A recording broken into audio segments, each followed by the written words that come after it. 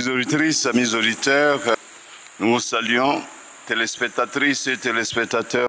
Et à vous tous qui nous suivez, ce soir, nous aurons avec nous une philosophe et un artiste peintre. Comme je le disais à l'introduction, c'est vraiment le dialogue entre la philosophie et l'art pour parler de Dieu. J'ai l'honneur d'inviter la révérende mère, sœur Christiane Baka, et monsieur Florent Adjobi à la table.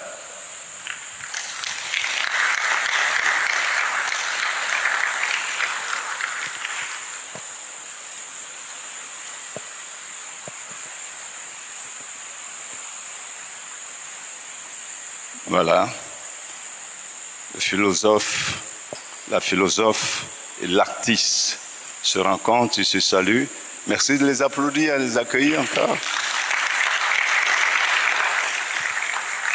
Nous vous disons un grand merci, sœur Christiane Baka. Merci et notre frère Florent Adjobi d'avoir accepté notre invitation. Chers participants, chers auditeurs et téléspectateurs, je vais tout de suite vous présenter le premier intervenant. Sa communication portera sur le thème « Dieu dans la philosophie ». Je commence par la révérende sœur Christiane Baka. La sœur Christiane Baka a soutenu sa thèse de doctorat conjoint de philosophie à l'Institut catholique de Paris et l'Université de Poitiers en décembre 2012. Avant cela, de 2004 à 2005, elle passa le diplôme d'études supérieures spécialisées en ingénierie de la formation au Centre africain d'études supérieures en gestion, CESAG, à Dakar, au Sénégal. Elle est aussi titulaire d'un diplôme de Master 2 en théologie catholique à l'Université Mac-Brock de Strasbourg, option théologie systématique. 2013 à ce jour, sœur Christiane Baka est enseignant-chercheur à la faculté de philosophie de l'Université catholique d'Afrique de l'Ouest, Abidjan, où de 2018 à 2024, elle assurera la responsabilité de doyenne de cette faculté. Depuis 2018 à ce jour, la sœur Christiane Baka est chargée de cours de philosophie à Al-Mouafka à Rabat, au Maroc. En plus des cours qu'elle dispense dans les universités, la révérende sœur Christiane est membre de groupes de recherche et de sociétés savantes. Ainsi, depuis septembre 2013, membre de l'Association francophone de la philosophie de la religion. Membre depuis 2015 de l'Association des Amis de Kierkegaard, un grand philosophe. Membre depuis 2019 du groupe de recherche Edith Stein. Membre depuis 2019 du groupe des religieuses théologiennes de l'Union internationale des supérieurs générales, UISG. Depuis juillet 2024, la sœur Dr Christiane Baka est membre de l'Académie catholique de Côte d'Ivoire à Cassis. Pour finir, il est important de savoir que notre invitée, sœur Christiane, est depuis le 21 juillet 2022 la supérieure générale de la congrégation Notre-Dame de la Paix en Côte d'Ivoire. Et ce soir, vous voyez qu'elle n'est pas seule. Elle est venue avec un bon groupe de ses filles. La révérende sœur Christiane Baka, vous avez le micro pour votre communication sur le thème « Dieu dans la philosophie ». Vous avez 30 minutes pour votre exposé.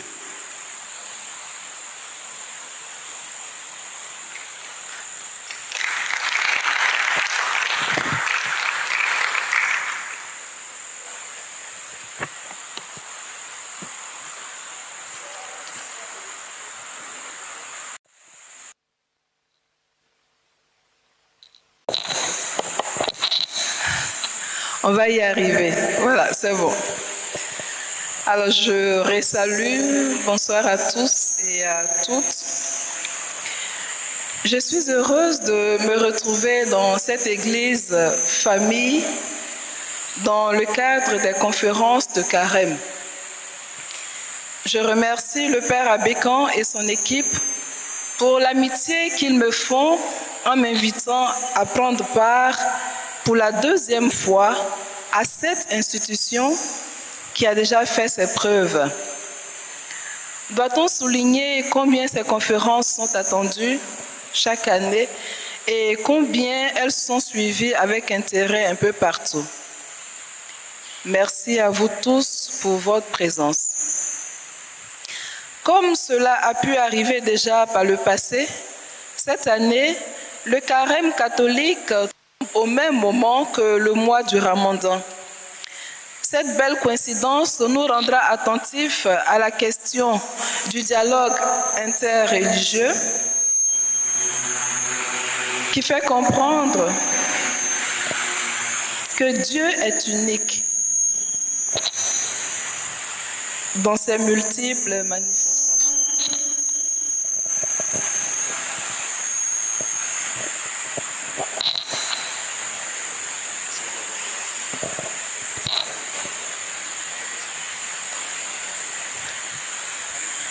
Alors je disais que la belle coïncidence nous rendra attentifs à la question du dialogue interreligieux qui fait comprendre que Dieu est unique dans ses multiples manifestations. Il y a tant de choses qui divisent l'humanité, tant de problèmes dans le monde.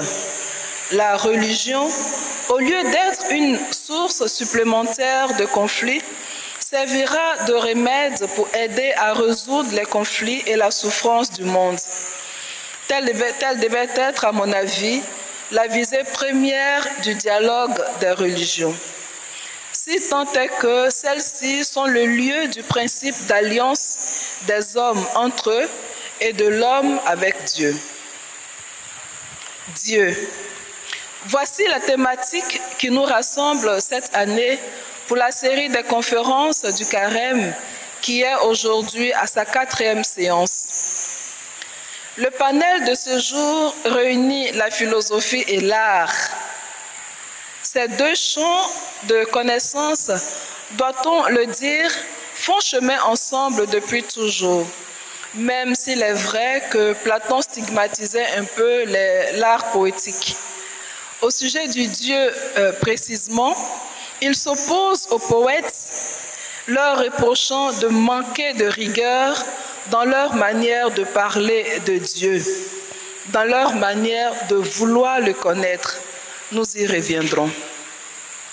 Le thème qui m'a été proposé est Dieu dans la philosophie.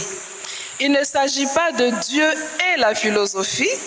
La conjonction de coordination et pourrait induire une relation de juxtaposition de deux réalités mises en connexion. Par contre, la préposition dans l'intitulé Dieu dans la philosophie a l'avantage de mettre Dieu à l'intérieur même de la philosophie. Elle met ainsi hors de propos un discours d'extériorité entre Dieu et la philosophie. Autrement dit, pour autant que l'on s'accorde à définir la philosophie comme une recherche de la vérité et du déploiement du sens par l'approche conceptuelle, il lui revient à la philosophie de conceptualiser l'objet Dieu. Mais lorsque Dieu passe par le concept, que devient-il? Autrement dit, est-il toujours et encore Dieu lorsque les philosophes se saisissent de lui pour en faire un objet de réflexion? Quelle signification Dieu a-t-il dans la langue philosophique? L'histoire de la philosophie, comme on le verra, est l'histoire des noms de Dieu. Cependant, quand les philosophes parlent de Dieu, de qui ou de quoi parlent-ils? Est-ce du Dieu à qui l'on adresse des prières et devant qui l'on plie le genou, ou un Dieu fabriqué pour le besoin de la science philosophique? En partant de la distinction pascalienne entre le Dieu des philosophes et le Dieu des croyants, peut-on émettre l'idée selon laquelle Dieu n'est plus vraiment Dieu lorsque les philosophes en parlent? Et dans ce cas, quel est l'intérêt du discours philosophique sur Dieu? Alors, toutes ces questions et bien d'autres qu'on pourrait formuler au sujet des rapports entre Dieu et la philosophie m'ont fait penser au chant de Serge Gainsbourg, « Je t'aime, moi non plus ». Dieu et la philosophie n'ont jamais vraiment fait chambre à part, mais il faut le reconnaître, leurs relations ont toujours été un peu compliquées. Pour une certaine philosophie, par exemple, Dieu relève de l'obscurantisme et n'a rien à voir avec la philosophie. On pense ici au siècle des Lumières qui a sacré les lumières de la raison en la soustrayant de toute autre lumière, celle de la foi en l'occurrence. On peut aussi penser à Nietzsche, que vous connaissez, qui a proclamé la mort de Dieu. Et à l'inverse, une certaine façon de croire soutient également que la philosophie est un terrain étranger sur le sol de la foi.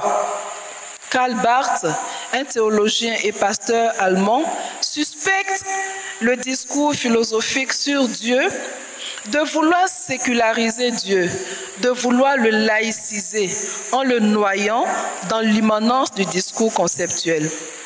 Alors, ces deux positions établissent un antagonisme entre Dieu et la philosophie, entre la révélation et la raison, entre la foi et l'athéisme. Pour nous, ce soir, la question fondamentale que nous allons nous poser est celle-ci. Comment Dieu vient-il en philosophie? Comment se pose la question philosophique de Dieu? Nous allons, pour répondre à cette question, mieux encore pour y réfléchir, parce que vous savez que les philosophes ne répondent pas aux questions. Donc, pour réfléchir à cette question, nous allons faire un voyage à grands pas, avec le risque certain d'escamoter certaines étapes du voyage. Donc, nous allons faire un voyage dans l'histoire de la philosophie pour voir l'intérêt que la philosophie a toujours porté à Dieu. Alors, je fais un avertissement. J'ai un parti pris dans mon propos au sujet de la place de Dieu dans la philosophie, comme me demande le thème. On pourrait en dire long. On pourrait, par exemple, dire une chose et son contraire, selon l'objectif qu'on se fixe. On pourrait, par exemple, avec ceux que l'on appelle les philosophes du soupçon, dire que Dieu est une projection de l'homme. Un pur concept élaboré par les classes dominantes pour maintenir les pauvres dans leurs conditions de pauvres. On pourrait aussi dire que Dieu est un ressentiment pour les ratés, une production de notre imaginaire, une construction de la société en vue de sa cohésion, etc. Ce sont des systèmes de pensée très intéressants qui enrichissent énormément le discours sur Dieu et qui nous permettent également de comprendre certaines positions actuelles, par exemple la désaffection croissante pour les réalités divines, les spiritualités sans Dieu et même l'envahissement de Dieu. Alors, je ne chercherai pas à prouver que Dieu existe ou qu'il n'existe pas. La question de l'existence de Dieu est bien un thème majeur de la philosophie religieuse. Mais je ne vais pas m'y attarder. Je voudrais réfléchir simplement et très modestement à l'entrée de Dieu dans la philosophie, c'est-à-dire aux tentatives de penser et de dire Dieu. Je voudrais aussi mettre en relief comment, à son tour, le logos croyant s'enrichit des tentatives philosophiques de connaissance de Dieu. Alors, s'il y a une tension à souligner sur laquelle nous pourrions revenir dans nos échanges, ce serait celle de dire que Dieu étant infini et difficile à figer, comment peut-il vraiment entrer et demeurer dans les cadres de la philosophie que la philosophie fabrique pour lui? Ainsi, avant de conclure mon propos, sans quitter le terrain de la raison, je vais suggérer une autre voie de connaissance de Dieu, celle des mystiques, qui invite à quitter le conceptualisme pour s'enquérir de Dieu auprès de ceux qui disent en avoir fait l'expérience.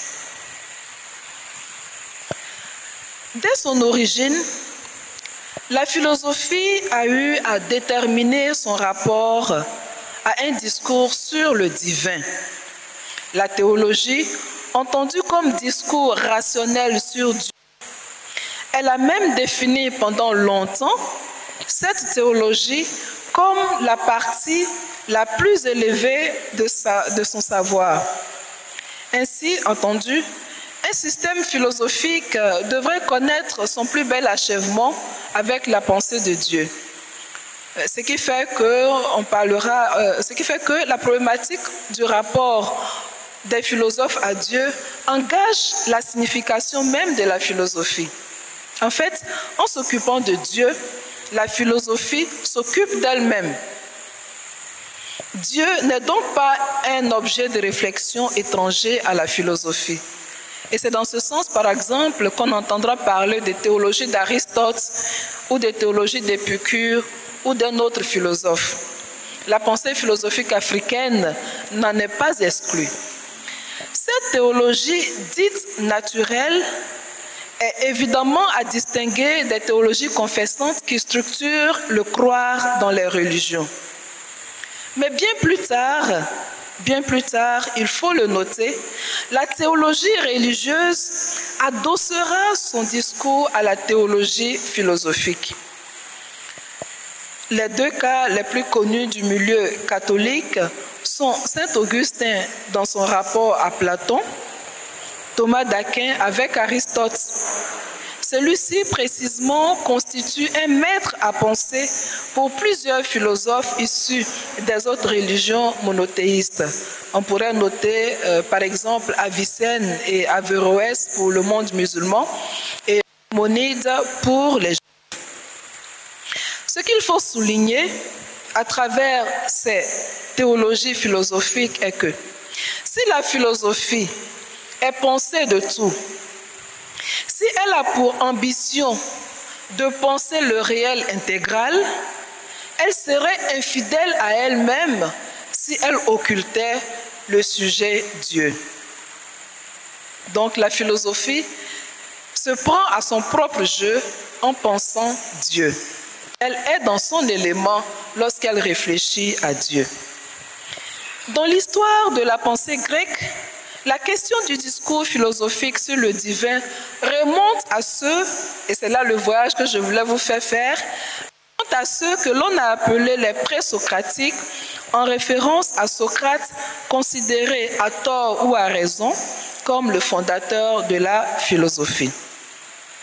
Cette période présocratique était préoccupée par la connaissance rationnelle d'un principe premier qui serait à l'origine du cosmos.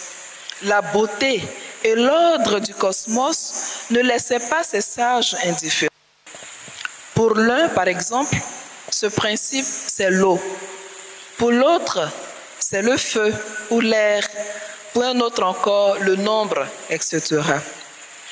Ce moment pré-philosophique de la connaissance de l'être absolu, à l'origine de tout ce qui est, constitue déjà dans l'histoire du problème philosophique de Dieu une avancée notoire, puisque avant ces savants, le discours sur les dieux était basé sur les mythes. Alors nous savons que la civilisation grecque, comme la cosmogonie africaine d'ailleurs, était peuplée des dieux et par ricochet des panthéons dressés pour ces dieux, des autels où l'on adorait les dieux. Alors, les principaux et les plus influents de ces dieux du canon olympien, on peut les dénombrer à une douzaine. Vous avez déjà entendu parler de Zeus, d'Aphrodite, d'Apollon et tout le reste. Mais on ne pouvait pas attendre de salut de ces dieux, parce que c'était des dieux à hauteur humaine qui se battaient entre eux, qui prenaient femme, qui se jalousaient. On ne pouvait pas attendre un salut quelconque de ces dieux olympiens. C'était même des dieux voraces qui se battait et punissait les hommes, il se vengeait des hommes. Alors, c'est contre cette conception mythologique du divin, avec le défaut majeur de l'anthropomorphisme, d'après lui, loin de la logique rationnelle, que Platon va forger le terme de théologie légitime qui invite à faire de la pensée de Dieu une affaire de la raison. Ce n'est ni à travers les éléments du cosmos, ni les récits mythologiques que le sage cherchera le divin ou qu'il en parlera, mais plutôt dans ses facultés cognitives. Ce sont celles-ci qui le persuadent de l'existence d'une réalité absolue qui fait objet d'amour. Avec Platon et ses continuateurs, on passe successivement d'une conception légendaire et cosmologique des dieux à une conception métaphysique. Avec eux, on assiste à un souci de recherche d'une méthode adéquate et des critères pour dire Dieu. Il faut, écrit Platon, parler du Dieu en tant que Dieu. Dieu tel qu'il est. Dans le texte de la République 2, la République c'est un ouvrage majeur de Platon, donc dans le texte de la République 2, 379, où cette idée est exposée, Platon soutient que Dieu est bon, théos agathos. Il est l'idée pure, l'être premier, principe de toute chose, l'être subsistant qui n'a besoin de rien pour être. Et l'immuabilité de son être en fait un être éternel et séparé. Alors, toutes ces caractéristiques platoniciennes du divin seront reprises d'une manière ou d'une autre par la postérité. Aristote, par exemple, fait de la pensée suprême Dieu. Donc, le Dieu aristotélicien s'appelle la pensée de la pensée. Dieu ne partage rien avec les réalités du monde sublinaire dans le système aristotélicien. Tout ce qu'il sait faire, ce Dieu, c'est de se contempler, mais de susciter quand même dans l'âme des humains un désir de ressemblance. Les humains veulent ressembler à Dieu. Le Dieu aristotélicien est décrit comme le premier moteur et comme tel, il est la source de tout mouvement de l'âme vers le bien. Vous savez que chez Aristote, tout ce qui est aspire au bien. Alors, évidemment, on pourrait m'objecter que le Dieu dont parle Platon ou Aristote n'est qu'un Dieu idéal, et c'est juste. On pourrait même le dire pour plusieurs autres systèmes philosophiques. Mais ce qu'il importe de retenir est ceci. La démarche platonicienne cherche les traces de l'ultime, non plus dans le mythe et le cosmos, mais en l'homme.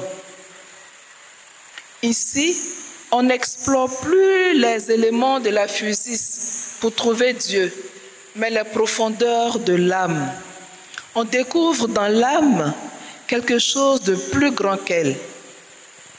Alors, les stoïciens, par exemple, soutiennent que pour être heureux, l'homme doit vivre selon la partie rationnelle de son être et selon l'intellect.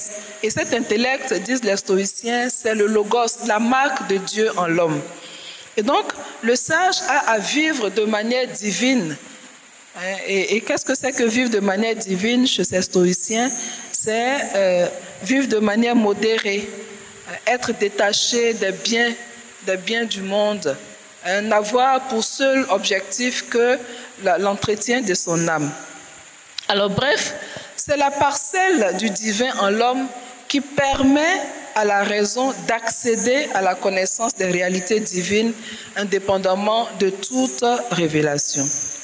La raison humaine est pour ainsi dire aimantée par la divinité. La raison est attirée par Dieu. Elle est de nature à s'élever au-dessus des réalités contingentes vers l'infini. Elle peut donc, la raison, elle peut donc comprendre le fait religieux Et c'est pourquoi le philosophe met en garde contre la superstition, cette croyance irraisonnée que l'on peut constater encore aujourd'hui dans une façon de pratiquer la religion. En somme, ce que le discours philosophique de Dieu révèle est que la foi n'est ni illogique, comme si elle était absurde, comme s'il était absurde de croire, ni alogique, comme si elle était loin des facultés rationnelles. Alors, s'il était absurde de croire, la foi ne s'adresserait pas à des êtres rationnels. Non. Si l'homme croit, c'est parce qu'il est un être de pensée. Saint Augustin nous rappelle d'ailleurs que c'est le même Dieu qui nous a fait don de la foi et de la raison.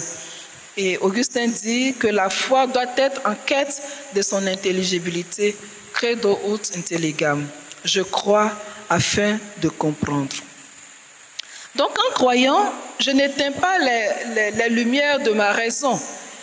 Il faut se méfier de la trop grande crédulité qui n'honore pas les êtres rationnels que nous sommes.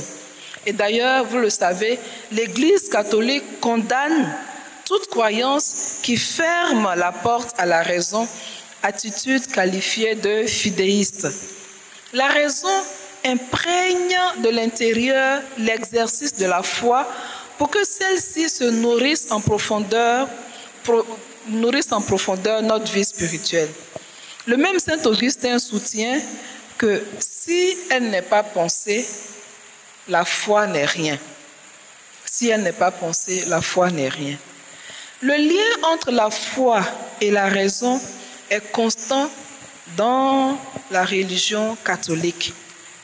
On ne peut certes réduire l'une à l'autre. D'ailleurs, il faut veiller à l'irréductibilité entre la foi et la raison, mais on se gardera de vouloir les séparer de manière étanche. La foi doit être à la recherche de son intelligibilité, comme la raison doit s'ouvrir aux lumières de la foi. Alors, dans le prolongement de plusieurs documents du magistère sur la question, par exemple, vous connaissez le texte Aeterni Patri de Léon XIII, où le souverain pape Léon XIII met en garde les chrétiens contre toute philosophie qui pourrait les détourner de la foi. Au contraire, il met au centre de l'Église catholique Thomas d'Aquin comme le docteur angélique, la philosophie chrétienne par excellence. Dans le prolongement de ce texte d'Aeterni Patri, vous connaissez le texte du saint pape Jean-Paul II, Fides et Ratio, dans lequel le pape définit la foi et la raison comme les deux ailes qui permettent à l'esprit humain de parvenir à la vérité. Alors, quand vous prenez l'image de deux ailes, si vous enlevez un oiseau sans ces deux ailes ne peut pas voler. Donc c'est à la fois la foi et la raison qui permettent à l'esprit humain de parvenir à la vérité. Alors donc, il faut rappeler que la raison dans la connaissance des données révélées est très très importante et cela a été au cœur des pères de l'Église et du Moyen-Âge. Dieu et la philosophie, ou Dieu dans la philosophie, fut le thème majeur des philosophes du Moyen-Âge. D'ailleurs, avant eux, les pères apostoliques, les pères du 1er siècle, considéraient la philosophie comme un bien propre. Certains parlaient de Socrate comme d'un saint, Sancta Socrates. Donc, c'est un bien propre pour eux, la philosophie. Il n'y avait pas pour eux de relation d'extériorité entre la philosophie et la raison. Ils partaient de la philosophie à la théologie et vice-versa. Il n'y avait pas de séparation. La séparation viendra après, seulement au siècle des Lumières, sur lesquels je ne m'attarderai pas. Alors, il ne faut pas non plus perdre de vue que tout le Moyen-Âge n'a pas été que catholique, comme je le rappelais au début de mon propos. Donc, plusieurs philosophes de ce Moyen-Âge, issus de différentes confessions, c'est-à-dire essentiellement du monde musulman et du judaïsme vont se saisir des catégories aristotéliciennes comme un appareillage conceptuel sur lequel ils vont baser leur discours sur Dieu. Donc on se sert des concepts grecs pour comprendre la foi. Par exemple, le logos que vous connaissez en Saint Jean, le logos grec va devenir le verbe de Dieu. Au début, le verbe était. Alors, avec ces philosophes théologiens, parce que c'est comme ça qu'ils se percevaient, ces philosophes, ils se percevaient plus comme théologiens que philosophes. Avec ces philosophes théologiens, c'est-à-dire tous ceux qu'on pourrait citer, Albert le Grand, enfin, vous connaissez la longue liste de Thomas d'Aquin, Albert le Grand, Maïmonide, tous ceux que j'ai cités. Pour ceux-là, la philosophie devient une servante de la théologie. Alors, on avait un professeur qui s'amusait à dire, lorsqu'on dit que la philosophie est servante de la théologie, il faut se méfier parce que quand on embrasse trop la servante, on a du mal à étreindre la maîtresse pour rire. Mais la philosophie est ce par quoi la théologie peut travailler. Elle a besoin de la philosophie pour fonder son discours de manière rationnelle. Je finis par dire que la philosophie s'occupe d'elle lorsqu'elle s'occupe de Dieu. Et Dieu s'occupe de lui lorsqu'il s'occupe de la philosophie. Mais comment pourrait-il d'ailleurs en être autrement? On pourrait se le demander. La philosophie, si elle est amour de la sagesse, comment pourrait-elle se poser de manière extérieure à la pensée religieuse? La pensée religieuse ne peut pas se méfier, n'a pas à se méfier de la philosophie. Pourrait-on d'ailleurs extirper les aspects qui relèvent de la philosophie des livres religieux? La Bible, en l'occurrence, sans manquer de vérité. On connaît la teneur philosophique de certains textes sapientiaux dans l'Ancien Testament. Par exemple, le livre de la sagesse, comme celui des Proverbes, se présente comme de véritables traités philosophiques. Avec les auteurs du Moyen-Âge que j'ai cités tout à l'heure, il faut rappeler aussi que cette époque a été qualifiée de théocentrique parce que la pensée de Dieu n'est pas seulement l'affaire de la raison, mais aussi celui de la pensée antique. Et comme ce sera le cas pour plusieurs philosophes des temps modernes, dont Descartes et Spinoza. Le Dieu connu à travers les seules catégories philosophiques souffre d'un déficit. Il n'est pas appréhendé comme un être d'amour qui aime de manière inconditionnée l'être humain qu'il a créé. Et c'est là que je prends un peu de distance par rapport à ces dieux de la philosophie que j'ai décrit jusque-là. Par exemple, le dieu platonicien et le dieu aristotélicien se contemplent et n'ont rien à voir avec l'être humain. Ils n'ont pas à établir de relation avec l'être humain. Bergson, que je ne peux pas ne pas citer, dit par exemple que les philosophes parlent de Dieu. Et si par hasard Dieu arrivait chez les philosophes, on ne le reconnaîtrait pas. Parce que le Dieu dont parlent les philosophes n'est peut-être pas le Dieu devant qui les croyants plient le genou. Une autre image qui est assez amusante, c'est par exemple si nous sommes dans une salle où on parle de Dieu, donc chaque philosophe a son stand Dieu, et Dieu par hasard entre dans cette salle, les philosophes lui diront « tu n'as pas ta place ici, il faut sortir ». Parce que ce Dieu des philosophes, si on y prend garde, reste un Dieu simplement idéal. Alors je m'en vais donc vous proposer une autre voie de connaissance de Dieu, comme je l'avais annoncé, la voie de la mystique.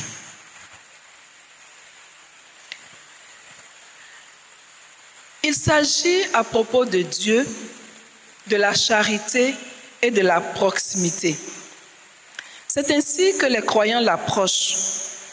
La proximité, la présence est la manière d'être précisément de Dieu.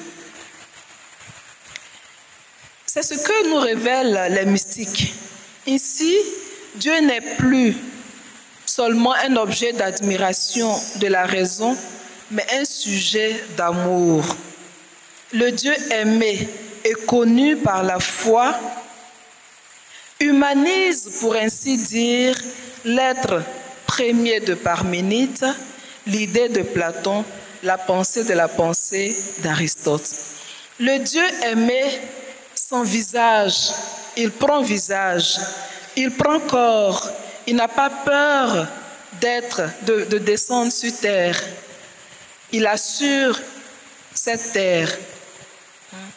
Vous vous souvenez du texte de Saint Paul, lorsque Saint Paul arrive à Athènes et qu'il félicite les Athéniens d'avoir plusieurs dieux et d'avoir dressé le maximum d'autels possible pour que tous les dieux soient honorés. Et Saint Paul leur dit, je suis très fier de vous pour tous ces dieux que vous avez, mais je viens vous annoncer un Dieu que vous ne connaissez pas. Donc ils sont attentifs puisqu'ils visent l'exhaustivité de tous les dieux qui existent. Alors quand Saint Paul leur dit que ce Dieu, il est né, déjà ça commence à grincer parce que quand même un Dieu ne peut pas naître dans la mêlée.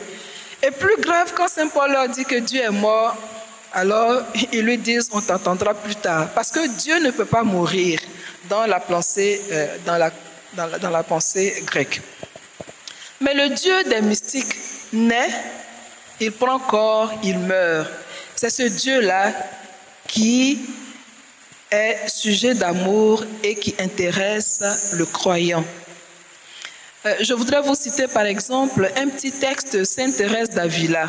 Elle disait ceci, et « Il m'arrivait subitement, lorsque je faisais une lecture, un sentiment intime de la présence de Dieu. Je ne pouvais nullement douter qu'il ne fût en moi ou que je ne fusse abîmé tout en lui. » Fin des citations. D'après Saint Jean de la Croix, l'union mystique conduit l'âme à sentir la vie de Dieu. Saint François de Sales use d'une expression semblable pour décrire la contemplation infuse. La volonté demeure doucement engagée à sentir, sans s'en apercevoir, le bien incomparable d'avoir son Dieu présent. Nous ne sommes pas en droit de juger de la portée de ces témoignages. Nous pouvons simplement remarquer que la voie mystique reste une voie possible dans la connaissance de la nature de Dieu. Alors, je ne pouvais pas finir ce voyage auquel je vous ai conviés, comme je le disais tout à l'heure, sans évoquer le nom du philosophe français Henri Bergson, qui a fait de la mystique une auxiliaire de la philosophie dans son désir de parvenir à la connaissance de Dieu.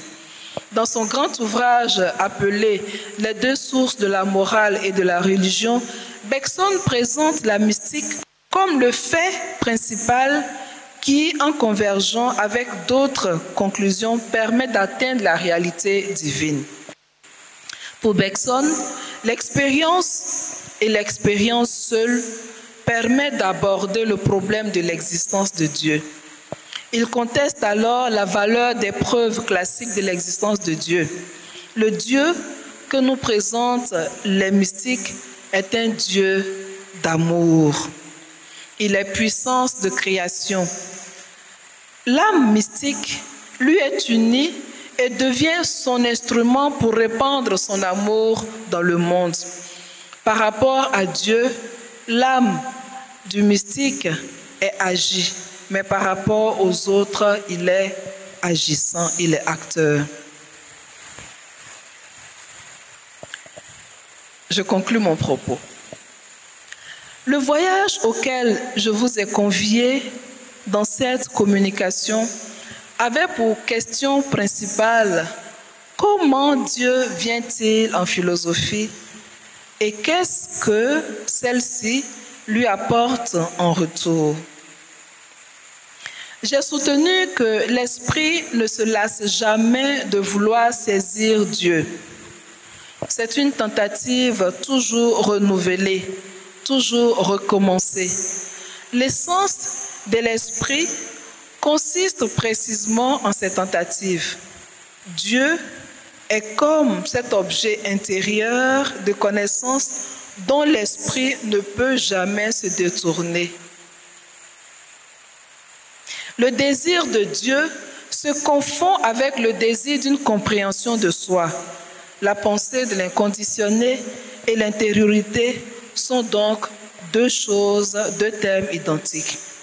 Le désir de Dieu, comme le soutient Jean Nabert, un philosophe français, c'est le désir de ce qui répondrait effectivement à des exigences de la conscience inscrites dans sa structure. Le désir de Dieu, la volonté de le connaître, constitue une réalité existentielle que la philosophie essaie depuis toujours d'investir à travers les lumières de la raison, depuis ses pauvres tâtonnements jusqu'à ses riches développements. L'homme porte en lui le désir de se relier à la transcendance. Il désire non seulement connaître le divin, mais il veut surtout établir une relation avec lui. Ainsi, la catégorie essentielle par laquelle se définit Dieu, c'est la relation. C'est de la relation que le discours religieux enrichit le discours philosophique sur Dieu. Jean-Paul II écrit ceci dans Fides et Ratio. L'Église ne peut qu'apprécier les efforts de la raison pour atteindre les objectifs qui rendent l'existence personnelle toujours plus digne. Elle voit en effet dans la philosophie le moyen de connaître les vérités fondamentales concernant l'existence de l'homme. En même temps, elle considère la philosophie comme une aide indispensable pour approfondir l'intelligence de la foi et pour communiquer la vérité de l'Évangile à ceux qui ne la connaissent pas encore. Je vous remercie. Encore plus fort, applaudissez. Elle est théologienne, elle est surtout philosophe. Alors, le second intervenant est M. Florent Adjobi. Je le présente. M. Florent Adjobi est artiste plasticien, le poète, écrivain, diplômé d'un master en communication graphique et audiovisuel obtenu à l'École nationale des beaux-arts d'Abidjan, INSAC. Depuis 4 ans, Florent Adjobi intervient en qualité d'inspecteur pédagogique à la direction de la formation des arts et de la culture, DFAC, au ministère de la Culture et de la Francophonie. Professeur d'art graphique et publicité, de dessin et d'histoire de l'art africain et occidental au lycée d'enseignement artistique à l'INSAC depuis 2006. Il dispense en outre des cours d'infographie et d'informatique à l'Université méthodiste de Côte d'Ivoire ou IUA, Institut universitaire d'Abidjan, mais également dans d'autres universités privées dans le domaine du journalisme et de l'audiovisuel. Engagé, il fut animateur et responsable de catéchèses jeunes et adultes, responsable du groupe de vocation et vice-président du groupe de recherche et de communication à la paroisse Sainte-Thérèse de Makori. Passionné de l'audiovisuel, Florent Adjobi a été infographiste, monteur vidéo en chef, directeur des programmes adjoints, reporter, éditorialiste et réalisateur à Ecclesia TV et contribua à son organisation interne dès sa création. Florent Adjobi est le manager de Ocreon Studio et directeur de Thérémite Édition et prépare actuellement son doctorat en communication. Auteur de 2 ouvrages, Le Soleil de Moisy, nouvelle, et Accent aigu, recueil de poèmes. Il est marié et père de 3 filles. Monsieur Adjobi, vous avez la parole pour 30 minutes pour votre communication sur le thème Dieu dans l'art.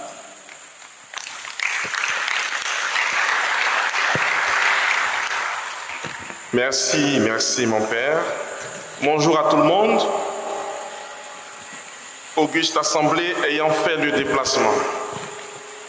Je voudrais d'emblée dire merci au Père curé à Bécan, au clergé et à tous les membres du conseil pastoral paroissial pour cette opportunité que nous saisissons afin d'approfondir nos questions relatives à Dieu, surtout en ce temps de carême placé sous le régime de la synodalité, l'Église en marche.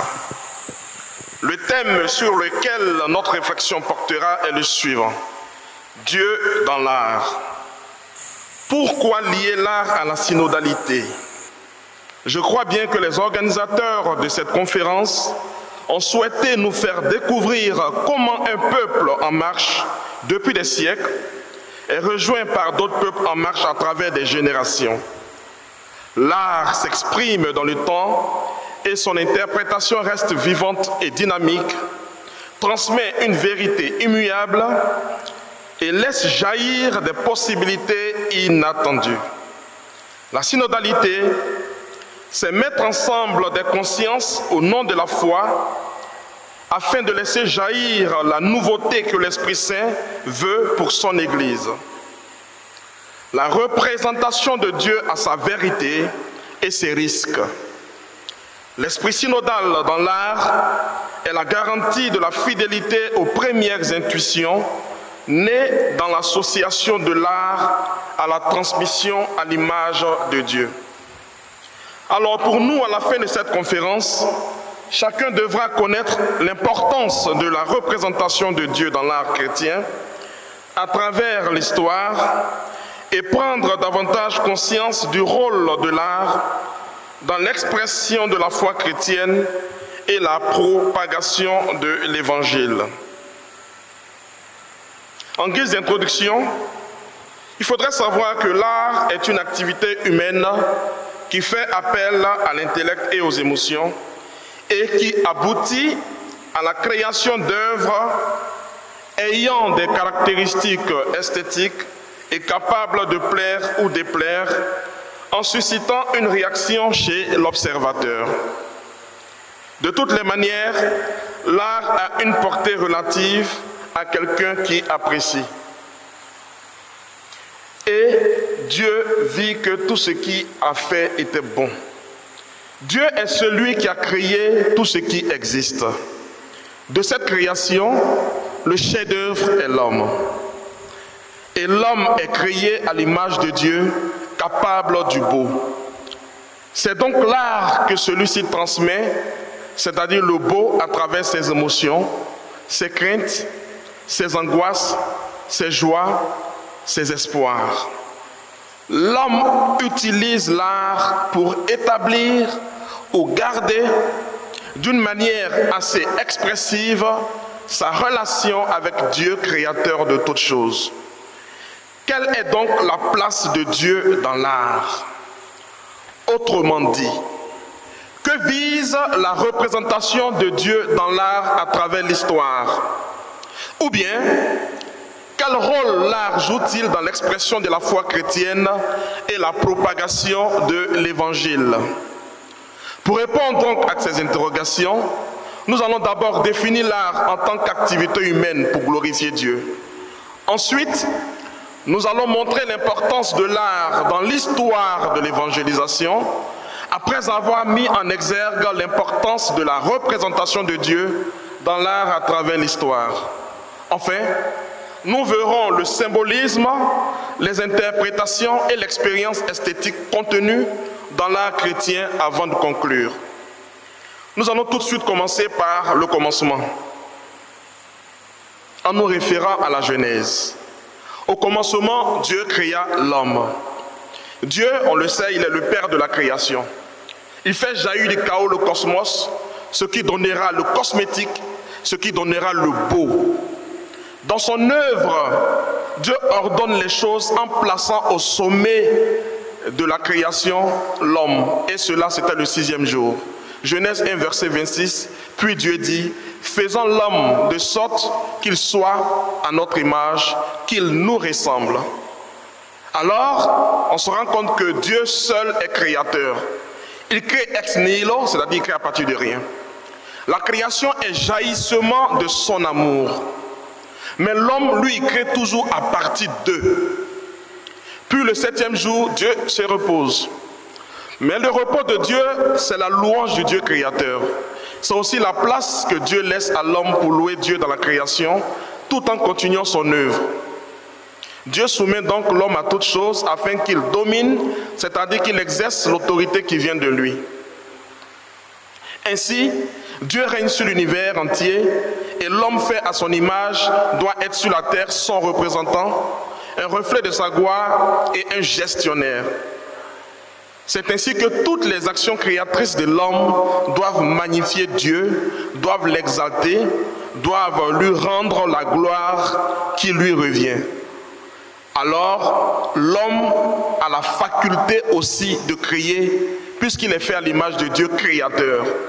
C'est pourquoi l'homme s'est investi dans cette activité créatrice et disons même évangélisatrice à travers l'art. Qu'est-ce que donc l'art? L'art intervient dans plusieurs domaines, mais celui qui nous intéresse ici, c'est celui de la religion. D'ailleurs, l'art religieux aborde et représente la religion, c'est-à-dire le sacré. Nous en arrivons donc à l'art sacré et plus particulièrement à l'art chrétien. Qu'est-ce que l'art chrétien? L'art chrétien a pour but l'expression du sacré. Il regroupe toutes les productions artistiques telles que la peinture, l'architecture, la sculpture, la musique, la poésie, le théâtre ou le cinéma, la danse, etc., dont le thème s'inspire de la religion chrétienne dans le but ultime et insécable de soutenir la foi et l'esprit religieux. Nous allons donc dans notre développement essayer d'aborder les représentations de Dieu dans différentes traditions, notamment dans le judaïsme, dans l'islam et dans le christianisme. Nous allons beaucoup nous attarder sur ce qui nous intéresse, comment représenter Dieu dans le christianisme, sinon dans la religion catholique. Mais avant, il faut savoir que la représentation de Dieu a soulevé beaucoup de questions philosophiques. Tout à l'heure, on l'a vu au cours du premier enseignement, et théologiques également, comme la nature même de Dieu, sa visibilité et le rôle de l'art dans l'expérience spirituelle. Alors, Dieu dans le judaïsme, comment il était représenté? Il y a toujours une grande discussion sur le fait que Dieu est souvent représenté de manière abstraite, explorant des œuvres comme celle de Marc Chagall. Désolé, hein, je pense que le diapo... Alors, le temps que le vidéoprojecteur puisse reprendre ses petits esprits, nous allons poursuivre. Représentation de Dieu dans l'islam. Il faut savoir que dans l'islam, l'aniconisme interdit la représentation de Dieu. Cela a conduit à une richesse de motifs géométriques, de calligraphie et de paysages qui évoquent la spiritualité dans une représentation directe. On le voit généralement, on dit l'islam, selon l'aniconisme, interdit qu'on représente Dieu. Mais il faut savoir que dans certaines représentations islamiques, il y a également le visage de Mahomet. Et ça, il faut le savoir. On peut prendre l'exemple de cette image du prophète Mahomet qui est assis sur son trône et surmonté par des anges et entouré de ses compagnons. Je pense que nous aurons après l'occasion de... Voilà.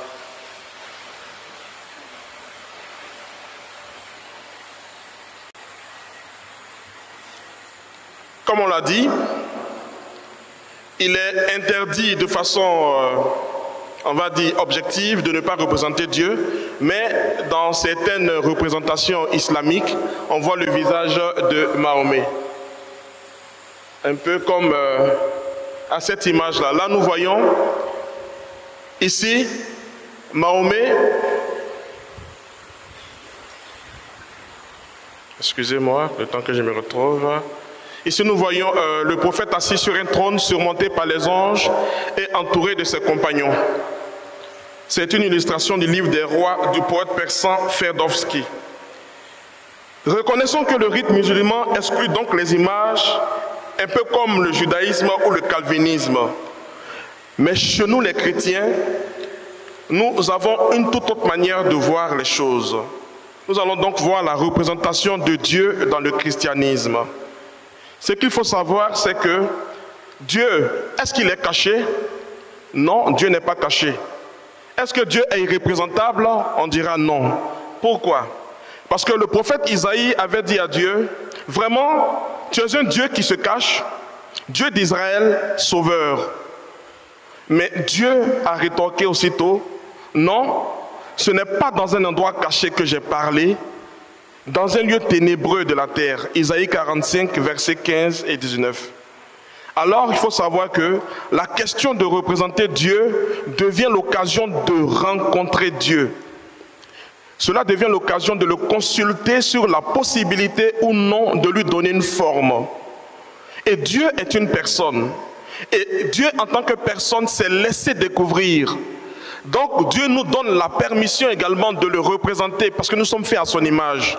Étant donné que l'art est un talent qui confère, sinon qui est conféré par Dieu.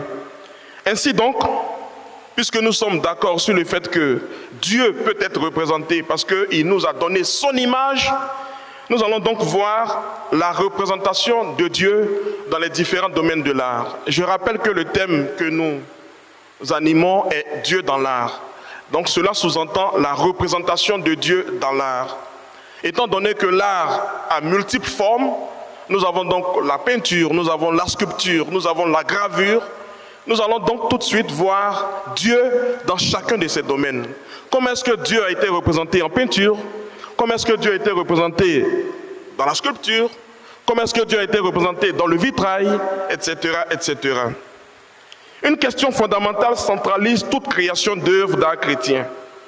Comment est-ce que l'art peut servir de moyen d'évangélisation, d'expression spirituelle et de méditation? On va vous faire l'économie, on ne va pas parler des différentes périodes de l'art, l'Antiquité, le Moyen-Âge et tout, on va vraiment faire l'économie.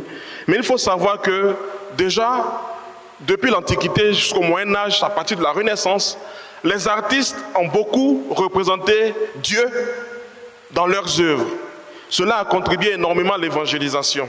Nous allons donc voir Dieu d'abord dans la peinture. Au Moyen-Âge, l'art religieux était principalement didactique et catéchétique. C'est-à-dire quoi? C'est-à-dire que par le passé, tout le monde ne savait pas forcément lire. Donc on utilisait des représentations, c'est-à-dire le dessin ou la peinture, pour expliquer Dieu. L'objectif était de faire connaître Dieu au peuple. Donc pour celui qui ne sait pas lire, un simple dessin donnait tout de suite une image du récit biblique. On se comprend? Alors, il y a certaines images qui ont été faites à l'image de Notre-Dame de la Belle Verrière. Nous allons voir celle-ci, l'image qui apparaît. Je vais d'emblée m'excuser parce que nous sommes également suivis à la radio. Malheureusement, les auditeurs ne peuvent pas voir les images que nous voyons et je m'en excuse.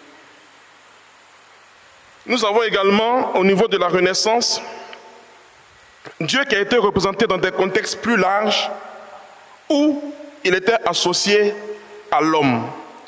Nous avons cette image qui est la création d'Adam. C'est une fresque de Michel-Ange qui a dépeint Dieu de façon majestueuse et puissante. Cette illustration du texte biblique du livre de la Genèse 1, versets 26 à 27, montre Dieu qui est enveloppé dans un manteau et porté par des anges. Ici, Dieu se penche vers Adam, représenté comme un athlète au repos. Et si vous voyez la symbolique, la position d'Adam, c'est la position d'un athlète, d'un homme fort, mais il est nu, puisque nu on est. Il est dans cette position, à l'image de Dieu, sur le même piédestal que Dieu, et Dieu qui, à travers son doigt, essaie de lui insuffler son âme, lui insuffler la vie. Notons en passant que le doigt de Dieu est également un symbole de l'Esprit Saint. Donc, à travers son doigt, Dieu donne la vie à Adam. Et cette fresque a été, disons, représentée à la chapelle Sixtine, au Vatican. c'est-à-dire sur la voûte de la chapelle, et qui montrait donc comment est-ce que Dieu a créé l'homme. Rapidement en passant, on va voir qu'autour de la main gauche de Dieu préfigurait Ève, parce que déjà les artistes avaient voulu faire entrer dans la création Ève, qui elle aussi, comme on le dit, a participé à la création, à la rédemption et au pardon. Donc nos artistes étaient quand même visionnaires. Il y a également d'autres scènes de peinture qui ont représenté Dieu à l'image de la Sainte Seine. Je pense bien que la Sainte Seine, tout le monde la connaît, tout le monde l'a vue, où Jésus est au centre et de part et d'autre se trouvent ses apôtres, les 12 apôtres. Nous avons également certaines œuvres, comme on l'a dit, qui ont été peintes sur le plafond de la chapelle Sixtine. Nous avons également des œuvres telles que la résurrection. Nous allons voir et je vais vous expliquer. Ça, c'est au niveau de la chapelle Sixtine, c'est-à-dire que les artistes, sinon l'artiste a peint sur tout le plafond de la chapelle. Il a peint, il était debout, il a mis des échafaudages et il a peint sur toute, de sorte que quand les hommes sont assis, même quand ils prennent le regard, de partout, c'est l'histoire biblique encore qui les ramène à l'église. Donc c'était fait sciemment. Ici, si vous voyez bien sur cette image, c'est un peu tout le récit biblique qui a été peint à la chapelle Sixtine. Tout le récit biblique. Nous allons voir Noé, les prophètes, la généalogie de Jésus, la rédemption, la résurrection. Tous ces éléments tels que préfigurés là, c'est comme ça que le chemin a été fait sur les voûtes de la chapelle Sixtine. Une façon de dire que même si vous êtes assis et que vous promenez le regard à l'église, vous êtes enseigné. Et ça, c'est le travail, sinon c'est l'œuvre des artistes. C'est l'œuvre des artistes. Nous allons voir le baptême du Christ. Ça, c'est Michel-Ange, c'est celui qui a peint la chapelle Sixtine. Ici, nous allons voir... voilà, ici, c'est la résurrection de Jésus-Christ. Nous voyons donc là le Christ qui a son pied sur le tombeau pour montrer qu'il domine la mort. Aujourd'hui, c'est vrai, les années ont passé, on a un regard un peu différent sur ces œuvres, mais réfléchissons au Quattrocento, au Cinquecento, c'est-à-dire au 15e, 16e siècle, à la Renaissance, on n'avait pas le même regard forcément. Tout le monde n'avait pas accès à la lecture de la Bible comme il fallait. Donc ces images-là, ces peintures-là, avaient une manière assez particulière d'enseigner les personnes. Aujourd'hui, nous sommes un peu, entre guillemets, acculés par Internet, par beaucoup d'images. Donc on ne voit pas vraiment, disons, la force des œuvres d'art dans l'évangélisation. Mais au 15e, 16e siècle, c'était vraiment un regard nouveau. Et c'est là où on donnait beaucoup la place aux artistes. Dieu donc dans l'architecture. Il s'agit de l'art principalement exécuté dans les édifices religieux. Les vitraux dans les basiliques et les rosaces des cathédrales. Le vitrail, les artistes utilisaient des images pour raconter des histoires, on l'a dit tout à l'heure. En plus de leur fonction décorative, peindre des figures sur des scènes, sur les vitraux, permettait aux gens de découvrir les récits de la Bible. Et comme beaucoup de gens étaient analphabètes à l'époque, cet outil était précieux. Mais cela également empêchait les fidèles de se mettre à rêvasser. Parce que tu peux être à l'église, tu es en train de suivre, disons, le prêche du prêtre, et puis il peut t'arriver d'être distrait à un moment donné. Et quand tu es distrait, tout de suite c'est le dehors tu veux regarder, par la fenêtre. Mais alors avant, l'idée ingénieuse était justement de peindre sur les vitres. Donc même quand tu regardes dehors parce que tu es distrait, mais l'image justement te ramène à l'église. Donc c'était un peu ça, la subtilité des peintures, sinon du vitrail dans les églises. C'était vraiment submerger l'esprit chrétien qui vient dans l'église de partout. Il faut imbiber Dieu dans l'esprit de celui qui est à l'église. Donc, même quand vous allez aujourd'hui à la basilique Notre-Dame de la Paix de Yamoussoukro, vous allez voir également ces vitraux. Et quand vous allez les voir, pensez à cela. Pensez à cela. On a également Dieu dans la sculpture. La sculpture est l'un des premiers arts utilisés par les chrétiens qui l'utilisaient pour la décoration des tombeaux. L'une des premières représentations sculptées était le poisson, ektos en grec, ce qui est traduit par Jésus-Christ, Fils de Dieu, Sauveur. Vraiment. Le symbole du poisson en grec que l'Église avait récupéré. Ensuite, nous avons aussi la Pietà. La Pietà, ou la Vierge de Piété, quand vous allez à la basilique Notre-Dame de la Paix de Yamoussoukro, vous allez voir une sculpture qui montre Marie au pied de la croix avec Jésus dans ses bras. C'est la Pietà et c'est une œuvre également de Michel-Ange. Cette œuvre-là a traversé les époques et montre comment est-ce que le Christ a été recueilli par sa mère au pied de la croix, lorsqu'on l'a descendu de la croix. Je ne vais pas revenir sur toute cette catéchèse-là, qui montre donc le rôle de la Vierge Marie dans l'histoire même de la rédemption de l'homme. On va donc aborder Dieu dans la poésie. Pourquoi Dieu dans la poésie? La littérature est l'ensemble des œuvres écrites ou orales auxquelles on reconnaît une valeur esthétique.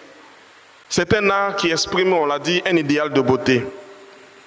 On l'a dit, chacun essaie à travers son talent artistique, de parler de Dieu, de représenter Dieu, d'exprimer sa foi afin de contaminer les autres à l'amour et sinon à la relation intime qu'il a avec Dieu, qu'il a avec Jésus-Christ. Je vais revenir sur un petit aspect. On parle beaucoup de Dieu, Dieu, Dieu, mais ici on prend Dieu dans l'action trinitaire. On peut voir Dieu le Père, on peut voir Dieu le Fils, on peut voir Dieu l'Esprit Saint.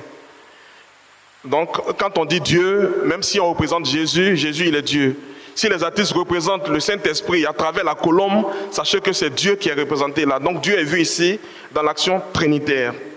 Alors, je vais vous rapidement lire un petit texte de Saint Jean-Paul II, qui a écrit une méditation sur la création du monde et sa beauté. Qui est-il, celui qui sans nom voulait se révéler à travers sa voix, qui parla ainsi à Abraham, tel l'homme à l'homme? C'est un extrait de triptyque romain, donc c'est une œuvre écrite, et comme on l'a dit, c'est de l'art également, on peut s'exprimer.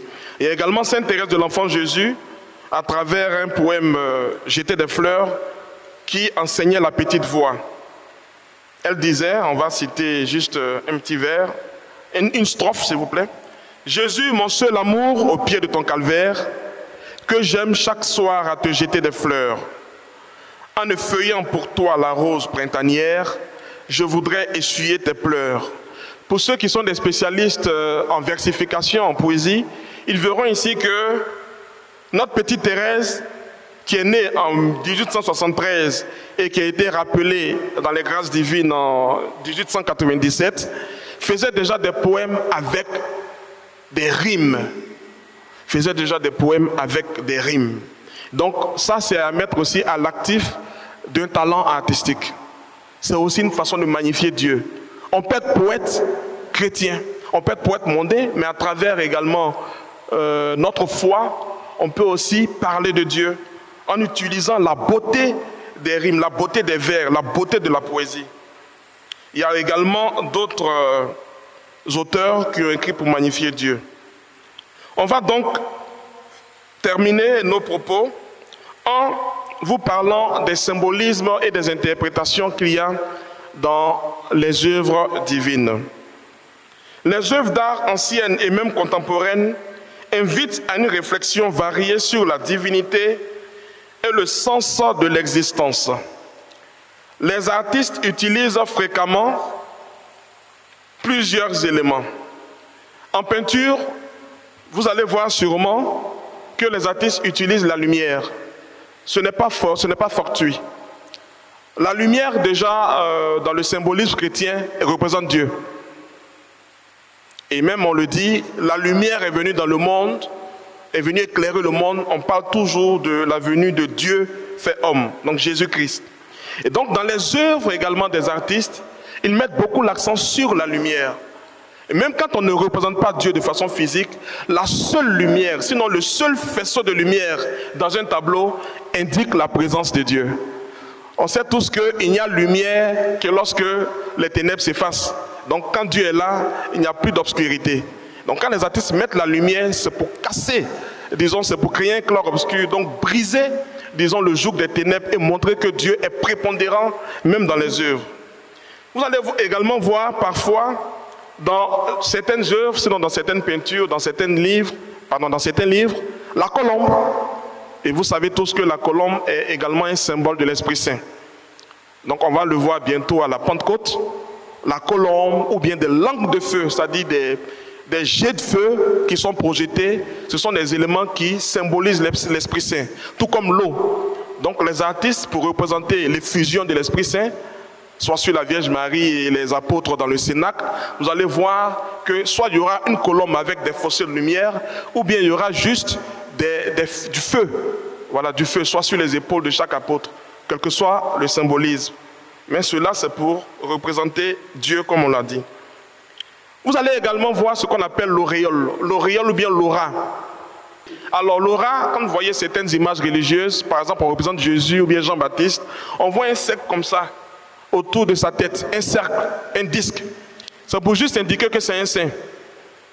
Donc on ne s'amuse pas à mettre ce cercle-là sur la tête de n'importe qui.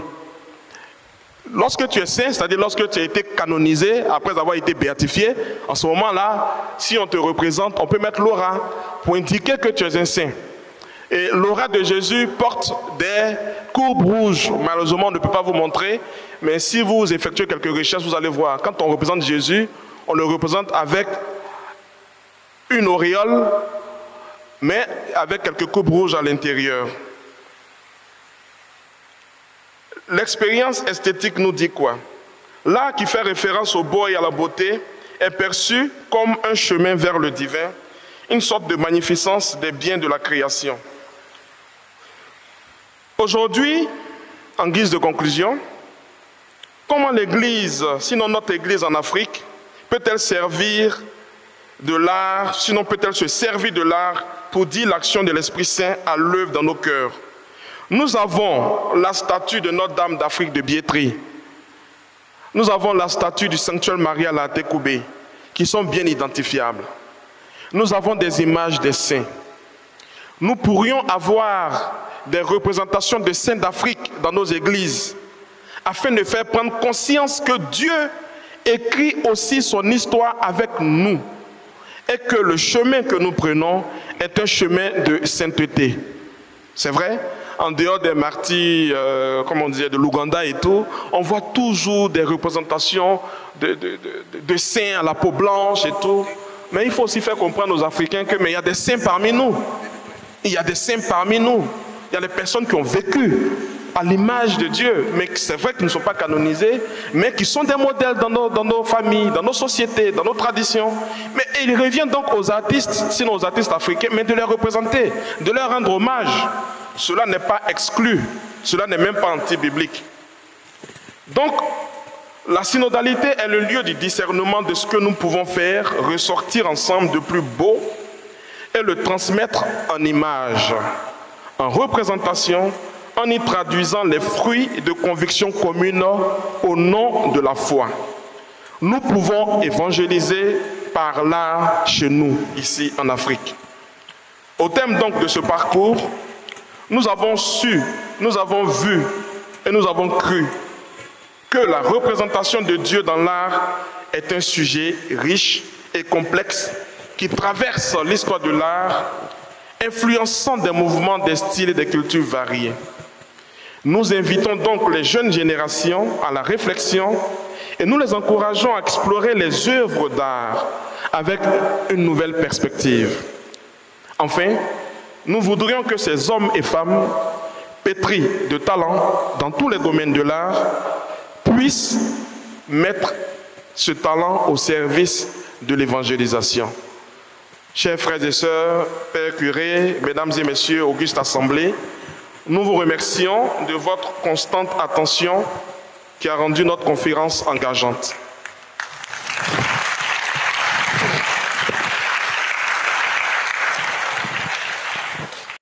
Comme on le fait, ceux et celles qui ont des questions à poser, vous venez ici à cause des caméras, parce qu'on doit vous filmer. Une seule question. pour chacun et chacune.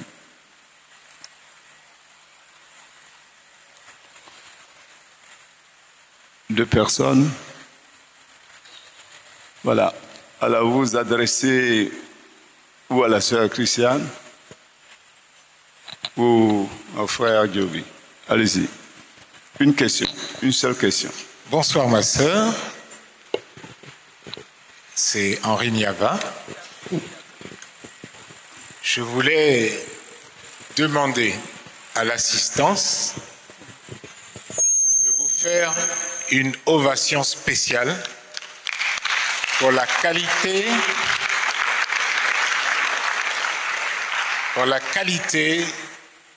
de votre enseignement. Très éclectique, très clair et très enrichissant. Je voulais poser une petite question, toute petite. Vous avez parlé de Spinoza. Mais à mon sens, vous êtes passé trop rapidement sur Spinoza.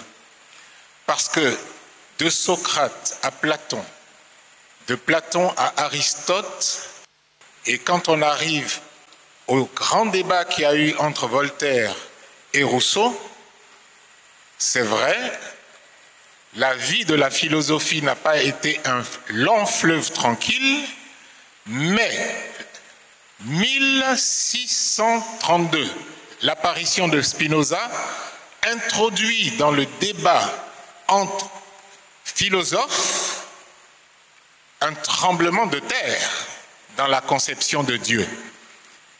Spinoza a été banni et ce bannissement demeure jusqu'aujourd'hui. Ma question est la suivante. Spinoza a décrit Dieu comme une entité holistique qui était une seule essence et que toute chose, même l'homme, fait partie de Dieu. Et il conclut en disant que c'est impossible que, à partir de cette définition de Dieu, il y ait un être différent de cette entité qui a créé le monde. Et c'est à cause de ça qu'il est banni. L'Église La question. Réagit par rapport à ça. Qu'est-ce que l'Église a expliqué pour justifier le bannissement de Spinoza? Merci, ma sœur. Alors, attendez, quand l'entité holistique, tout le monde n'a pas compris, c'est quoi? Alors, pour expliquer les choses en français facile, c'est pour dire simplement que pour Spinoza, le cosmos tout entier, avec ce qu'il contient, c'est ça, Dieu. Et que l'homme lui-même est une partie de Dieu. Très bien. Merci beaucoup. Professeur Niava. Merci. Merci encore à sœur professeur Baka et puis monsieur Adjobi pour l'enseignement, j'allais dire, très dense que nous venons de recevoir. Je voudrais dire que l'Église se fonde sur la sagesse des philosophes pour mettre en valeur le message du Christ. Et avec la foi, notre foi, j'allais dire, devient plus intelligente quand on se fonde, quand on prend en compte les enseignements des philosophes. Mais j'ai une petite préoccupation, la sœur étant à la fois théologienne et philosophe, j'aimerais savoir le rôle joué par la philosophie et la théologie dans l'explication des désaccords entre les traditions et la religion chrétienne. Merci. Merci. Ma question est pour la sœur, mais avant tout propos, j'aimerais remercier les deux intervenants pour vos exposés vraiment enrichissants. Ma sœur, dans votre présentation, vous avez dépeint Dieu à travers les opinions des différents philosophes et à la fin de vos propos, vous avez rendu explicite que l'homme a ce désir de toucher le transcendant. Et j'aimerais savoir comment est-ce que nous, en tant que chrétiens catholiques, devrions voir ce transcendant à travers les lentilles de quel philosophe ou de quel penseur ou de quel mystique devrions-nous voir ce transcendant? Merci beaucoup. Merci. Ma sœur, vous avez noté la question? Très bien. Alors, une contribution, vous avez dit, hein? Oui, c'est une contribution. Moi, c'est Jeannette Bassin-Bier d'en haut. Et je voudrais vraiment saluer, féliciter les deux conférenciers. C'était vraiment un voyage dans l'art, la philosophie avec Dieu. C'est juste une petite contribution par rapport à la peinture. J'ai vraiment aimé. Mais ce qui me frappe en tant que chrétienne catholique, c'est l'art dans le signe naturel de Dieu. Voyez-vous, j'ai toujours été impressionnée par cette marque de Jésus, la face de Jésus sur le voile de David, qui est un don divin. C'est de l'art dans toutes ses formes. C'est même le chef-d'œuvre de l'esprit qui montre la face de Dieu, couvert de sueur, de poussière, de sang, de honte. Cette image est vraiment un don de Dieu et c'est de la peinture divine. Dieu qui se donne à nous par la peinture. Le deuxième fait qui m'a marqué aussi, c'est le linceul de Turin, qui nous donne le vrai visage de Jésus avec sa taille, sa forme, ses pieds, même la pointure de son pied. C'est toujours en exercice, c'est vraiment un don de Dieu. Et le troisième fait qui me frappe aussi, c'est la peinture de Guadalupe. Vraiment, c'est naturel sur le truc de Juan Diego, la Vierge qui se donne à nous. Et jusqu'aujourd'hui, on peut même lire dans ses yeux, on voit les images. C'est vraiment, pour moi, un don de Dieu. Un Dieu qui se peint et se donne en nous en peinture. Merci. Alors, M. Adjobi, avant que vous ne répondiez à la question, hein, nos parents, là, nos ancêtres, ils avaient des paillassopis, hein, des statuettes, des choses qui représentaient, au fond, les lieutenants, Dieu, les lointains, mais ces lieutenants, les génies des eaux, les génies du ciel, ils représentaient ça. On pouvait donner à manger même aux statuettes, là. Oui. Alors, comment se fait-il que les missionnaires, ils arrivent, ils nous balayent tout? Ils brûlent toutes nos statues. Et en retour, ils nous proposent ça, une statue de la Vierge Marie, par exemple. Et c'est beau, hein? Alors, ils nous proposent des amulettes où il y a la croix dessus. Alors, je ne sais pas quelle est cette... comment vous pensez? Comment vous réfléchissez à ça? Je dis, mais si ces missionnaires avaient pris le chemin de Saint-Paul, Saint-Paul qui se promène dans la rue, voit, mais Athénien, ces stèles-là représentent Dieu. Mais je veux vous montrer, on a écrit au Dieu inconnu. Il est parti de là pour leur parler de Jésus-Christ, c'est Dieu inconnu. Mais chez nous, là, on vient, on brûle tout. Vous êtes des sauvages. Mon cher. Alors, c'est ma question. Hein. Comment tu peux nous aider à bien comprendre ça? Ma sœur, allez-y. Adjobi, vous avez eu des questions? Oui. Répondez à ces questions. Il y en a d'autres aussi qui viennent de l'extérieur. Alors, je voudrais remercier le professeur Henri Niava. Je le cherche là. Merci beaucoup. Oui, je suis passée très vite sur Spinoza et d'ailleurs sur tous les philosophes modernes.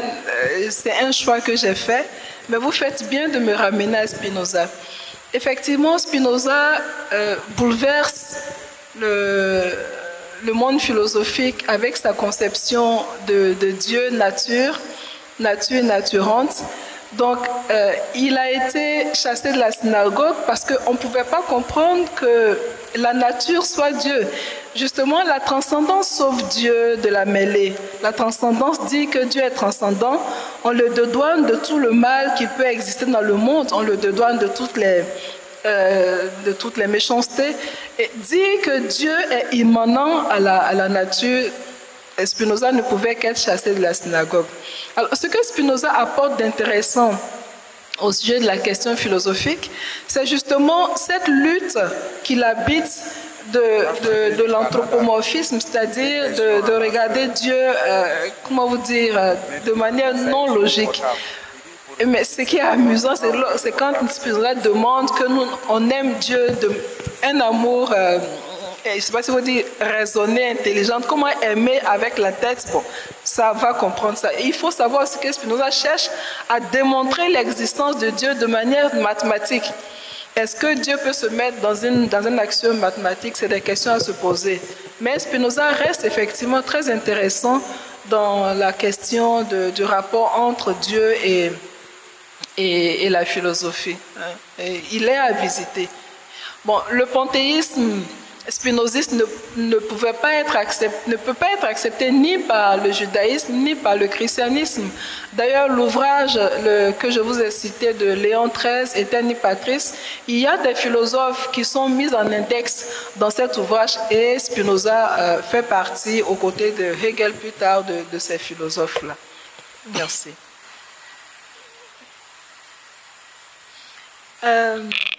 La deuxième question que j'ai reçue, elle est de vous. C'est lié d'ailleurs à ce que le Père vient de dire. Qu'est-ce que les philosophes chrétiens, peut-être catholiques aujourd'hui, peuvent faire pour unir la tradition et le christianisme? Est-ce que c'est bien ça que j'ai compris? C'est une vraie question qui nous engage tous. Je pense qu'une chose est de découvrir dans sa culture ce qui constitue un peu ce que Saint Justin appelait la semence, ce qui attend d'être porté devant l'Évangile, qui ne sont pas en désaccord avec l'Évangile. Nos cultures ne sont pas non plus à canoniser, mais il y a des choses dans la culture qui peuvent venir à la lumière de l'Évangile. Donc il y a un travail des philosophes, à mon avis, chrétiens à faire, comme disait le Père, pour ne pas tout balayer du revers de la main, comprendre ce qui, dans nos cultures, a besoin d'être évangélisé pour être pour nous parole de vie. Donc il y a un travail effectivement à faire. Il y a un mouvement aujourd'hui qui m'étonne, c'est lorsque, en voulant affirmer notre foi chrétien mais africain, nous allons chercher ce que nos parents même ont laissé. Bon, ça c'est à chacun de voir ce que les parents ont laissé, ce qui doit venir à la lumière et ce qui ne doit pas venir à la lumière. Je voudrais m'arrêter là, si vous permettez. Peut-être que mon voisin reviendra dessus par rapport à la question que le Père Abékan a posée. Je prends la dernière question qui m'a été posée, c'est celle de savoir ce qu'est le transcendant chez les catholiques, c'est ça? Alors, le transcendant, c'est le nom que Dieu peut prendre dans certains systèmes philosophiques. Ce sera la nature, tout à l'heure nous l'avons dit avec Spinoza. Ce sera la pensée, ce sera tous les noms que les philosophes, les concepts par lesquels les philosophes essaient de traduire cet être transcendant. Mais pour nous les catholiques, l'être transcendant, c'est Dieu qui a pris visage. Et il y a même des philosophes qui essaient de faire une christologie philosophique pour dire que le Christ est le transcendant, ils vont jusqu'à dire que le Christ est le philosophe, mais ce qui les intéresse dans le visage du Christ, c'est comment Dieu, qui est transcendant, se fait homme, rentre dans l'histoire de l'humanité, rentre dans l'histoire des hommes. Donc le transcendant, pour nous les catholiques, c'est Dieu. C'est une catégorie, un attribut de Dieu d'être transcendant, mais pas une transcendance qui se désintéresse du monde, qui n'a rien à voir avec le monde. C'est un Dieu qui est à la fois transcendant, mais qui sait rentrer dans l'histoire de l'humanité. Il est à la fois éternel, mais d'une éternité qui rentre dans l'histoire de l'humanité. Ma sœur, pour ceux et celles qui ne comprennent pas très bien le mot transcendant, le transcendant, la transcendance, c'est quoi? Il y a beaucoup qui nous écoutent. Alors, si je devais faire un schéma en classe, je mettrais la transcendance en haut et puis l'immanence ici en bas, tout simplement. Okay. Ce qui est haut, ce qui est en dépassement de nous. C'est aussi le mot métaphysique, c'est-à-dire métaphysique, c'est ce qui est au-dessus de la physique. Ce qui est en dépassement de... Merci. C'est bon. Vous avez fini vos questions, ma soeur, ma mère? Oui. Vous avez fini? Je pense que j'ai épuisé les questions qui m'ont été adressées. Merci beaucoup. Monsieur Adjobi? Oui, mon père, vous avez relevé tout à l'heure une question très très fondamentale. Effectivement, lorsque les premiers missionnaires sont arrivés dans nos contrées africaines, la première des choses était de demander à chaque peuple de détruire tout ce qu'ils avaient comme masque, comme statuette, parce que cela n'aurait pas le Dieu unique qu'on connaissait. Mais c'est vrai qu'après, avec les travaux de Ampateba, on s'est rendu compte que, mais en Afrique même, nos parents n'étaient pas polythéistes. On n'a jamais dit des Niamiens, on n'a jamais dit des Lagos. C'était toujours Lagos, c'était toujours Niamien. Donc ça a été une mauvaise lecture qui a été faite. Et puis encore, il n'a jamais été dans nos statuettes ou nos masques africains la représentation de Dieu. Ça n'a jamais existé. Il n'y a jamais eu un seul masque qui était Dieu. Ça n'existait pas. C'était justement des statuettes, c'était comme le Père l'a dit, des sujets à travers lesquels on pouvait passer pour demander quelque chose. Mais quand on demande un enfant, je pense qu'un chrétien, quand il demande un enfant, il demande à la Vierge Marie, qui est la mère de l'enfantement, de donner un enfant. Mais la vieille dame qui est au fin fond de l'Afrique, qui ne connaît pas Dieu, qui a sa statuette, qui lui donne un enfant, et puis elle lui rend en gloire. Mais en quoi est-ce que c'était satanique?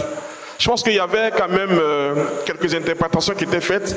C'est vrai qu'il y a eu certaines statuettes ou certains masques. On prend par exemple chez les Baoulés, les époux et épouses de l'au-delà, qui est Blolo Bien, Blolo Bla, qui c'était des liens avec l'au-delà. Donc au-delà même de la vie qu'on avait comme ça, la vie normale, certains de nos parents, à travers ces statuettes, tissaient des relations, allant même jusqu'à des relations intimes avec des choses, comme on a dit, métaphysiques, des choses qui ne sont pas tangibles, des choses spirituelles. Et ça, c'était des choses qui détruisaient l'âme. Donc, ceux qui venaient faire l'évangélisation croyaient bien faire en disant, ben écoutez, laissez tomber tout ça, tout ce que vous avez. On va vous apporter un évangile de paix. On va vous parler de Dieu qui est unique. Et c'est lui seul que vous pouvez prier pour avoir, disons, gain de cause. Donc mon père, l'un dans l'autre, c'est vrai que ce sont des choses qui n'ont pas été bien faites parce qu'aujourd'hui, avant on appelait aujourd'hui c'est le musée de l'homme. Avant c'était le musée de Trocadéro. Dans ce musée, il y a tout ce qu'on ne trouve pas sur la terre. Ça se trouve dans ce musée-là. C'est dans l'un de ces musées que Picasso est allé et il a eu quelques inspirations avant d'aller au marché aux puces et il a fait sa première œuvre qu'on appelle les Demoiselles d'Avignon.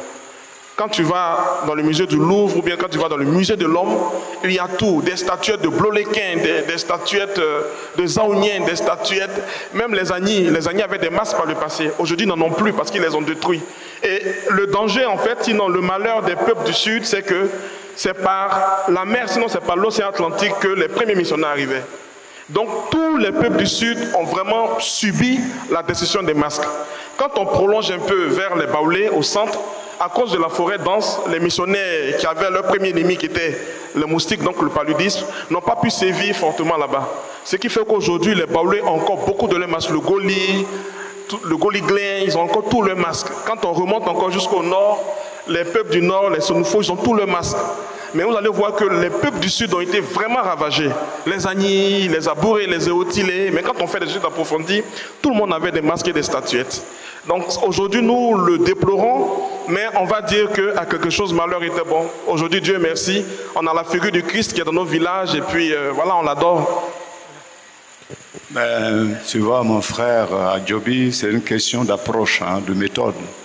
Ils n'ont pas su utiliser cette méthode d'approche. Ils sont venus, ils ont tout nettoyé. Aujourd'hui, nous avons en théologie ce qu'on appelle l'inculturation. Tout à fait. Partie de ce que nous avons pour aller à Dieu. Bon, ce qui est caduc, on laisse. Ce qui ne confesse pas Dieu, qui tire notre foi vers le bas, on laisse tomber. Il y a beaucoup de choses dans la culture africaine. Ils auraient dû au moins garder ces choses et nous apprendre. Je pose la question quand j'étais curé à Jeanne d'Arc à un enfant pour la catéchèse. J'ai dit, Dieu, c'est qui Dieu? Mais tout de suite, il a répondu, c'est un oiseau. Alors ça faisait rire tout le monde. C'est un oiseau, mais au fond, quand vous comprenez bien, l'enfant a vu l'Esprit Saint sous forme d'une colombe. L'Esprit Saint, c'est Dieu.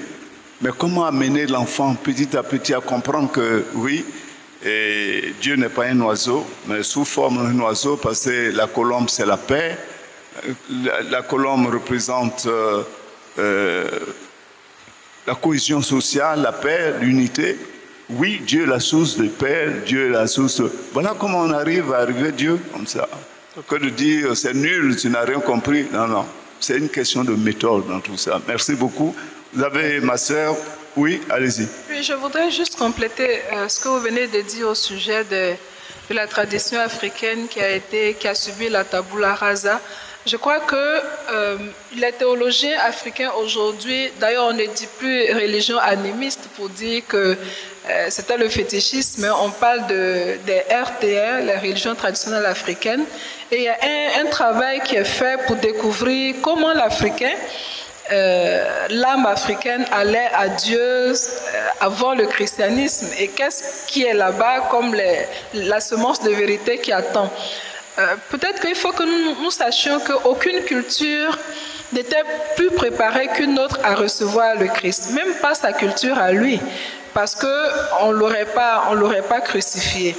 Donc toutes les cultures ont des choses qui constituent l'être, mais toutes les cultures ont besoin également de la lumière du Christ pour être portées à leur plein achèvement. Donc, il y a des choses dans la culture africaine qui sont constituées de notre être africain qui font que même si on les met de côté, on cherchera à les utiliser, il est bon qu'elles viennent à la lumière de l'Évangile pour les épurer. On nous pose des questions depuis le Canada. Je suis Bérénice Nkeranouye, je suis rwandaise et je suis les conférences de Carême depuis le Canada. Je vous remercie pour la qualité des deux exposés. Ma question s'adresse à la religieuse Christiane, donc ma mère, c'est à vous. Hein. Voici la question. Ma sœur, la question que suscite en moi votre communication est la suivante. La finalité ou alors le sommet de la quête philosophique est-il de connaître que Dieu est source de la vérité? La finalité ou alors le sommet de la quête philosophique est-il de connaître que Dieu est source de la vérité? La deuxième question, la philosophie peut-elle permettre de connaître Dieu sans s'appuyer sur la Bible? Ça va, ma sœur? Oui. Allez-y. Oui, la finalité, Dieu est l'ultime vérité que le cœur cherche. Et Saint Augustin dit, je n'ai mon repos qu'en Dieu seul et ma paix, je n'ai la paix que quand je l'atteins. Et Saint Augustin, on connaît son histoire, il cherchait ce Dieu-là à l'extérieur, alors que c'est à l'intérieur de lui qu'il devait chercher cette vérité. Donc la vérité ultime, la finalité de la quête philosophique, c'est Dieu. Et c'est pour cela que je disais que, en général, les philosophies étaient abouties seulement quand elles s'occupaient de la question Dieu. Dieu affirmait ou Dieu niait, mais en tout cas Dieu. Alors donc, Dieu est la vérité ultime. La deuxième question de notre auditrice, c'est... La deuxième question, la philosophie peut-elle permettre de connaître Dieu sans s'appuyer sur la Bible? Les lumières de la raison permettent d'accéder à la connaissance de Dieu. Mais connaître Dieu de quelle manière? Si c'est une connaissance simplement cérébrale, c'est comme si j'objectivais Dieu, je mettais Dieu en face de moi comme je mets tout autre objet à étudier. Or, au sujet de la connaissance de Dieu, il ne s'agit pas d'une relation d'extériorité, ce n'est pas un objet que je mets en face de moi pour étudier. La connaissance de Dieu est une connaissance englobante. Je pense Dieu et à travers cette pensée, je suis prise moi-même déjà par cela. Donc, effectivement, la foi vient à la rescousse de la raison dans sa quête de connaissance de Dieu. La Bible, oui, vient au secours de la raison philosophique si je suis en terrain chrétien, parce qu'on pourrait le dire aussi pour les chrétiens ou le judaïsme, mais en tout cas, oui, la Bible peut aider le philosophe en quête de Dieu. Il y a plusieurs philosophes qui sont impressionnés par l'image, le visage de Christ, le Christ philosophe. Plusieurs ont écrit des ouvrages comparant le Christ à un philosophe. Le dernier en date que je connais, c'est celui de Xavier Tillet, le Christ philosophe, où il essaie de faire une christologie philosophique. Considère le Christ comme un philosophe. Le Christ est Dieu et c'est la Bible qui en parle. Et moi, je comprends bien pourquoi dans votre exposé, vous avez proposé la voie des mystiques. Oui. C'est très, très intéressant, ma mère. Merci beaucoup. Hein. Merci. Monsieur Diobi, puisque je ne vois personne, là, j'ai des questions à vous. Nous avons vu tout dernièrement en France, là, quelque chose de dramatique. Vous avez entendu certainement parler, vous avez vu des images de Charlie Hebdo. Comment des journalistes ont été massacrés, tués. À cause de quoi? À cause de la représentation du prophète Mahomet. Vous dites qu'il peut présenter, on peut représenter, mais Charlie Hebdo, je ne sais pas comment il a présenté le prophète Mahomet, mais il y a eu des massacres. Hein. Il y a 2 personnes, 2 frères qui ont pris des fusils de guerre, des Kalash, qui sont montés à la rédaction, à la salle de rédaction, ils ont arrosé et tué, je ne sais pas, une dizaine de personnes à partir d'une représentation, donc de l'art. Alors quel conseil nous pouvons donner aux artistes, surtout quand ils font la représentation de Dieu ou des saints? Alors. Merci mon père pour cette question. Il faut savoir que dans toute chose, il y a des fanatiques. Alors, que disent les textes coraniques au sujet des représentations? Le Coran n'interdit pas la représentation du prophète, ni la représentation humaine en général. Écrit dans une société où l'image est généralement absente, la péninsule arabique au 7e siècle, le texte ne la mentionne qu'une seule fois. Et je cite, « Le vin, les jeux de hasard, les idoles sont des abominations inventées par Satan. Abstenez-vous-en. » Sourate 5, verset 90. Ce mot « idole » littéralement signifie « pierre dressée », en arabe « ansab », et ça désigne des statues des païens. Toutefois, à partir du XVIIe siècle, les peintures s'ouvrent aux influences européennes. Désormais, les visages ne suivent plus les règles de la représentation idéalisée, mais deviennent des portraits fidèles et réalistes. Pour dire quoi? Pour dire qu'en islam, le Coran même n'a pas interdit formellement la représentation. Donc c'est du fanatisme. Et aujourd'hui, on le voit. Les gens vont à la dérive sous prétexte de Dieu. Aujourd'hui, même le djihad, les attentats terroristes qu'on voit un peu partout, c'est le nom de Dieu qu'on utilise. Mais il est mal utilisé. Et c'est pour ça que j'ai donné un exemple pour dire que Mahomet a été représenté dans des peintures. Mais ça n'a jamais créé un tollé quelque part. Si vous allez même sur Internet, vous allez fouiller, il y a beaucoup de représentations du prophète Mahomet avec son célèbre sabre. Mais ça n'a jamais posé de problème. Donc aujourd'hui, il y a une forme de réécriture de l'islam que se sont imposées certaines personnes et qui pensent qu'en imposant leur hégémonie, c'est ce Dieu-là qu'ils vont propager. Or, nous savons que l'islam, c'est le même Dieu que nous prônons. L'islam reconnaît beaucoup de choses chez les catholiques et pareil dans l'islam.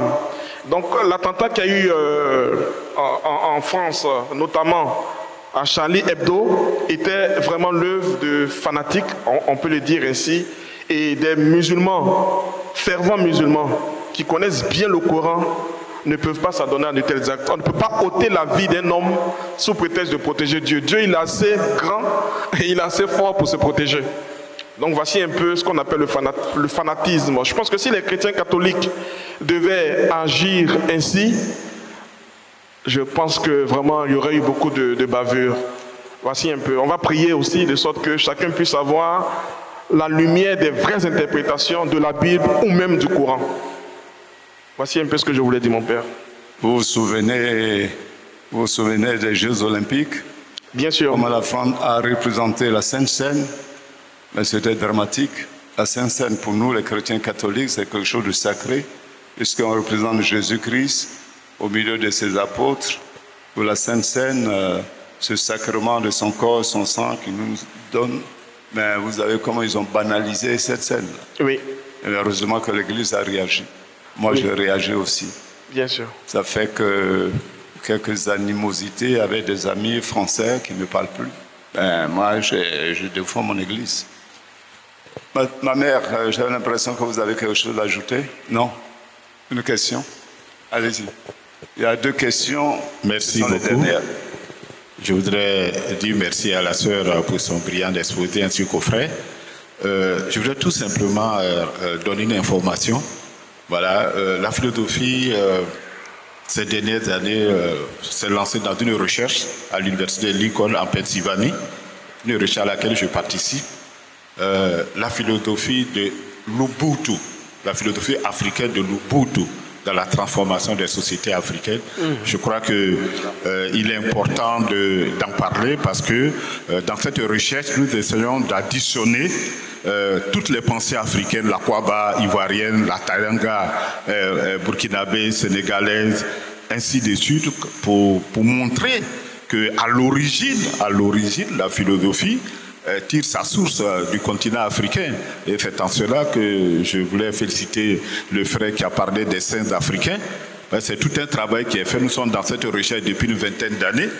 Voilà. Et, ironie du sort, c'est un Ivoirien qui dirige le département d'histoire de la philosophie de l'université Lincoln. Voilà. Lagoké Nyaka, il s'appelle Lagoké Nyaka Gervais. Je pense qu'on peut explorer ce chemin aussi pour approfondir nos recherches, parce qu'il ne faut pas oublier que Platon a quand même passé 20 ans en Afrique. Voilà, c'est pas rien, mais on a occulté cet aspect des choses. Je voulais vous poser une simple question, une seule d'ailleurs. Qu'est-ce que les relations Dieu et la philosophie peut apporter au développement économique et social des pays africains? Moi, je suis philosophe, mais philosophe politique. Donc, ce n'est pas tellement mon champ d'intervention. Merci. Merci beaucoup pour votre contribution et puis votre dernière question. Ma mère, 2 autres questions qui arrivent. Ce sont les dernières. Nous avons fini. Je réponds à celle-là d'abord et puis je réponds. Oui, je suis un peu la question de l'Ubuntu et je salue cela. J'espère avoir le temps de lire les ouvrages que j'ai déjà achetés sur l'Ubuntu. Oui. Il y a un père assomptionniste qui est le père Jean-Claude, si je ne me trompe pas, qui est assomptionniste, qui y travaille, si ça m'intéresse. Alors, qu'est-ce que la question du rapport entre la philosophie et Dieu peut apporter? Peut-être que Dieu a besoin de quitter un peu des espaces africains. Peut-être que, comme religieux, je pourrais vous choquer en le disant, mais autant il faut s'inquiéter d'un Dieu qui devient seulement concept, autant il faut s'inquiéter d'un Dieu qui devient envahissant et qui ne laisse pas de place à l'être humain pour agir. Il y a un problème pour nous les Africains pour assumer par exemple une responsabilité qui nous est assignée. Nous rejetons tout sur Dieu, mais Dieu veut nous considérer comme des partenaires. Il nous a créés capables de créer comme lui. Et c'est en cela nous, êtres humains, nous constituons la pointe fine de la création. Donc, Dieu nous a créés avec la caractéristique de continuer l'œuvre créatrice.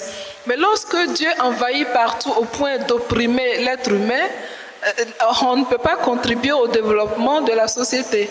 Et à mon avis, le fait d'éclairer notre foi de la lumière de la raison nous permet de savoir justement quelle est notre responsabilité comme être humain en lien avec Dieu, mais ne pas laisser tout à Dieu enfin, je ne sais pas si vous comprenez ce que je veux dire. Oui. Oui. Dieu est souvent trop envahissant. Trop envahissant. J'espère que je ne me ferai pas taper par le père curé en disant cela. Dites à la maman qui arrive à l'église à 7h du matin et qui reste jusqu'à 22h de sortir. Elle n'a pas besoin de rester là toute la journée. Elle a besoin d'aller s'occuper de son mari et de ses enfants. Elle a besoin de s'occuper, la mission à elle confiée, c'est d'aider son enfant à devenir homme. Ce n'est pas en passant toute la journée à l'église qu'elle fera de son enfant ce qu'il doit être. Donc il faut nous apprendre cela. Et la raison est capable de nous aider dans cette entreprise. Et on voit très bien l'aspect du charisme des sœurs Notre-Dame de la Paix avec cet exemple-là. Merci beaucoup, ma mère. Alors, deux questions pour terminer. Une question qui va s'adresser à mon frère Djobi. Je me nomme Yao David Roger. Et ma question va à l'endroit de M. Florent Djobi sur Dieu dans l'art. Dans Exode 20, 4, 5, il est écrit « Tu ne feras aucune image sculptée, rien qui ressemble à ce qui est dans les cieux, là-haut ou sur la terre, ici-bas ou dans les cieux, sous la terre. » Cette interdiction semble condamner toute représentation divine. Cependant, dans l'histoire de l'art chrétien, de nombreuses certainement recherches ont cherché à illustrer Dieu, les anges et les scènes bibliques. Dès lors, l'art religieux ne constitue-t-il pas une forme de désobéissance à la parole de Dieu? Sœur Djobi, vous avez bien saisi la question? J'ai bien saisi, mon père. Très bien. C'est la dernière question. Nos conférences va vers sa fin. Merci, mon père. La question est très pertinente et je pense que je l'avais abordée lorsque je parlais de Dieu dans l'art, surtout dans le christianisme. On l'avait abordé. Nous lisons tous la Bible et nous savons qu'il a été dit de ne pas représenter des idoles, de ne pas représenter des idoles. Mais à l'Église catholique, on voit que nous avons la statue de la Vierge Marie, nous avons des images des saints, nous avons même Dieu qui est représenté, nous avons le Saint-Esprit. On a dit, Dieu est une personne. Dieu n'est pas un être qui a voulu se cacher de l'homme. Dieu s'est laissé voir. Et j'avais donné un verset. Le prophète Isaïe avait dit, vraiment tu es un Dieu qui se cache, Dieu d'Israël, sauveur. Et Dieu, plus loin, en Isaïe 45, lui a dit, non, non, non, ce n'est pas dans un endroit caché que je vous ai parlé. Ce n'est pas dans un lieu ténébreux de la terre que je vous ai parlé. Ce qu'il faut comprendre là, c'est que Dieu s'est laissé découvrir à l'homme. Aujourd'hui, la représentation, c'est-à-dire le dessin ou la peinture, a une portée beaucoup plus didactique que religieuse. On a dit, avant, le plus important, c'était d'enseigner la parole de Dieu. C'était d'inculquer la parole de Dieu aux hommes.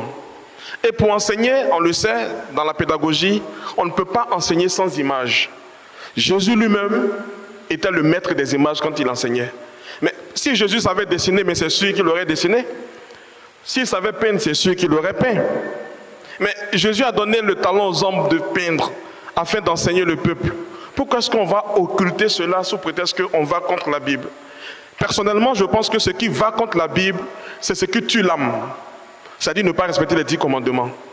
Mais du moment où tout ce qui est fait, tout ce qui est enseigné, contribue à la propagation de la parole de Dieu, je ne vois vraiment pas en quoi est-ce que, même quand on prend l'exhortation apostolique post-synodale Ecclesia in Africa, où le pape Jean-Paul II exhortait les Africains à mettre dans leur culture Dieu, mais tout se voit, tout se lit à l'intérieur. Si aujourd'hui, pour nous, il est encore mieux d'utiliser des images pour enseigner, en quoi est-ce que cela va à l'encontre de Dieu? Et encore, les représentations qui sont faites, c'est juste comme on l'a dit dans l'esprit didactique. Tout à l'heure, il y a une intervenante qui a parlé de l'image de Jésus. Le sieur de Turin, qu'on voit là. Mon père, je voulais juste poser une question à tout le monde, sinon à toute l'Assemblée. Et cette question-là me taraude l'esprit depuis longtemps. Beaucoup de personnes parlent de représentation, de représentation. Mais est-ce que nous, quand nous prions, au fond de nos cœurs, dans nos chambres, est-ce que chacun ne se fait pas l'image d'un Jésus pour le prier? Je suis sûr que chacun le fait. Et l'image de Jésus que nous avons pour prier là, c'est cette image-là. L'Esprit ne peut jamais refouler cela. L'Esprit ne peut jamais refouler. Et nous savons tous que dans le fond de nos cœurs, il y a une image de ce Jésus-là, cette image qui a été également imprimée sur le linge de Véronique, qui nous habite. Et forcément, quand nous prions, si ce n'est pas le Saint-Sacrement que nous voyons, c'est forcément l'image de Christ que nous voyons. Donc, je ne vais pas vraiment trop m'étendre dessus. Je vais juste dire que ce verset-là a été mal appréhendé par, entre guillemets, nos détracteurs. Et il n'est plus à l'ordre du jour. Voilà.